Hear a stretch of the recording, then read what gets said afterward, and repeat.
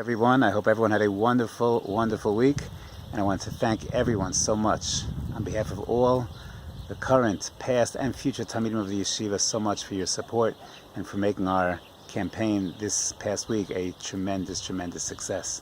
So I'm recording here in the Golan Heights, in the Moshav called Moshav Keshet, and it's one of my favorite places in Eretz Yisrael. And what an appropriate place to share a short thought. Parshas Bamidbar here in Eretz Yisrael, Parshas Bechukosai and Chutz La'aretz. And what I love about this place is it's in the middle of nowhere. It's quiet. I don't know if you can hear, but birds are chirping. Last night, it was Thursday night, last night I went out in the middle of nowhere and just looked at the sky. And it was so clear. I saw thousands of stars. And the clarity and the quiet that you get in a place like this, I love it. Solitude. I spend my Friday just in the Beis Medrash outside, taking a walk, just enjoying HaKadosh Baruch Hu's nature. It's a life of Hisbodus. People go to the forest for a little Hisbodus. This is the Keshet Yishuv. It's all Hisbodus. You're in the middle of nowhere. It's a quiet place, a frum place, a beautiful, beautiful place. So what does that have to do with Parshas Bamidbar? What does that have to do with Parshas Bechukosai? So the first pasuk in Parshas Bechukosai, Ve'im Bechukosai Telechu Vesmitzosai Tishmoru, tells us keep the Torah Chetehei Amelim Batorah. And of course, by Midbar, the Torah was given in a Midbar. And why? Why is Torah so connected to Midbar? A lot of chazals on the topic in this week's Parsha, but perhaps just we could say very simply, is a Midbar, a desert, is a place where there's total quiet. There's nothing around you, nothing to distract you. There's no cell phone service in a Midbar. There's no buildings, there's no pollution, there's no smoke, there's no technology, there's nothing. And when you're in a place of nothing, it's so easy to listen.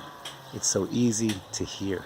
It's so easy to be impacted by that which is around you. Life that we find ourselves so distracted by the hustle and bustle, by so many things that are around us.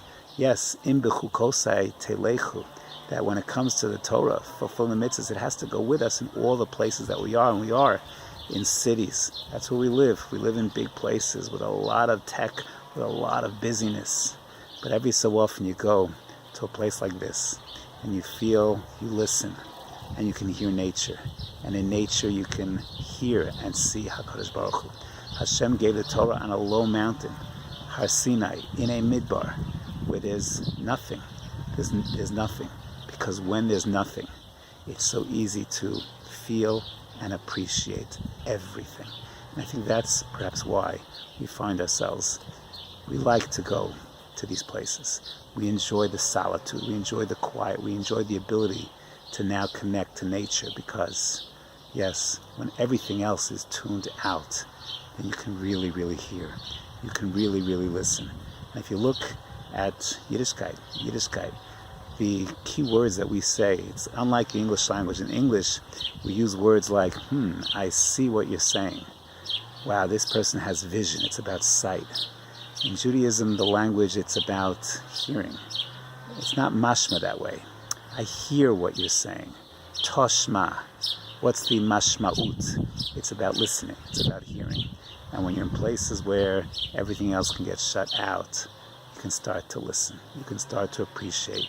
That's where the Torah is given to us. It's given to us in a midbar that we can go ahead and have total clarity. That's why I like this place. That's why I like that sense of a little off the beaten track, in nature, in beautiful places, and appreciating being able to hear Hashem in nature, see Hashem in nature, see Hashem in all parts of our lives. Have a wonderful Shabbos Kodesh.